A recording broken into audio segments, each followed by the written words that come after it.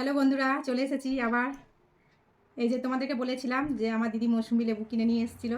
তো এই যে মৌসুমি লেবুগুলো, এই যে অনেকগুলো মৌসুমি লেবু আমার জন্য কিনে নিয়ে এসছে। হ্যাঁ, আর তখন তো বলেছি যে কুলেখাড়া শাকও আমার জন্য নিয়ে এসছে। কুলেখাড়া শাক খেয়েছি আমি সিদ্ধ করে জলটা। আর এই যে মৌসুমি লেবু নিয়ে এসছে, আর ওইটা এখন কেটে খাবো আমি। তো তার আগে ভাত খাবো, ভাত খেয়ে মৌসুমি লেবুটা কেটে খাবো। আর আমার আর এক বান্ধবী এসেছিলো, সেও খুব মানে ভালোবাসে আমাকে। সেই জন্য সে আমার জন্য এই যে কতগুলো কলা, কাঁঠালি কলা কিনে নিয়ে এসছে। অনেকগুলো কলা দিয়ে গেছে আমাকে। এই যে 1 ডজনের বেশি, মানে 1.5 ডজন কলা আছে এখানে, আমাকে দিয়ে গেছে খাওয়ার জন্য।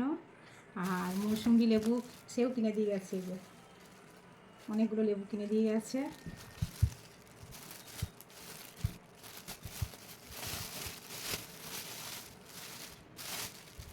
এগুলো অনেক বড় বড় আছে।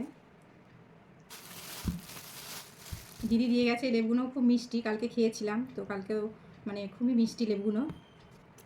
এগুলো এখনও খাইনি, যেহেতু দিয়ে গেছে, আজকে দিয়ে গেছে, তো এগুলো এখনও খাওয়া হয়নি। আগে এগুলো শেষ হোক, তারপরে এগুলো আবার খাবো। এসব ফ্রিজে রেখে দেবো।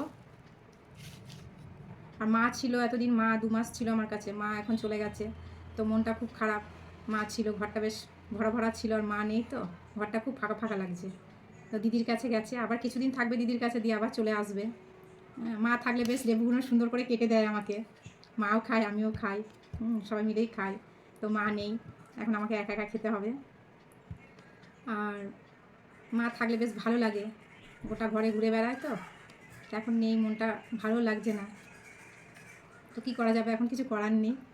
তো চলো ভাত খেয়ে আসি, ভাত খেয়ে এসে আবার লেবুটা কেটে তারপরে লেবুটা খাবো। বন্ধুরা, লেবু নিয়ে বসে পড়েছি, লেবু কেটে নিয়ে চলে এসেছি। ভাত খাওয়া হয়ে গেছে, ভাত খাওয়ার পর একটু রেস্ট নিয়ে তারপরে এবার লেবু খেতে বসে পড়েছি। এই যে ছোটো ছোটো করে কেটে নিয়েছি লেবুগুলো, এখন লেবু খেতে বসে পড়েছি। মিষ্টি আছে লেবুগুলো।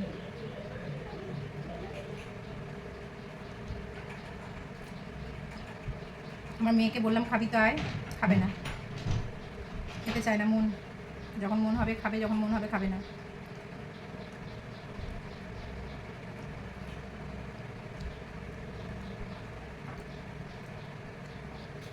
বাবু খাবি? নে দুটো নে।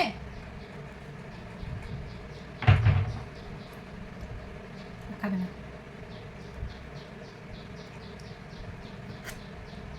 কী করবো, কিছু করার নেই, আমাকে একা একা খেতে হবে। লেবু নয়, 2টো লেবু কেটেছি।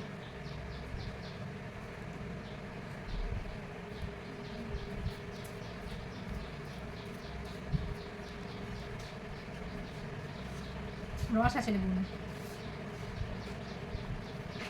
তো চলো লেবু খাওয়া শেষ করি।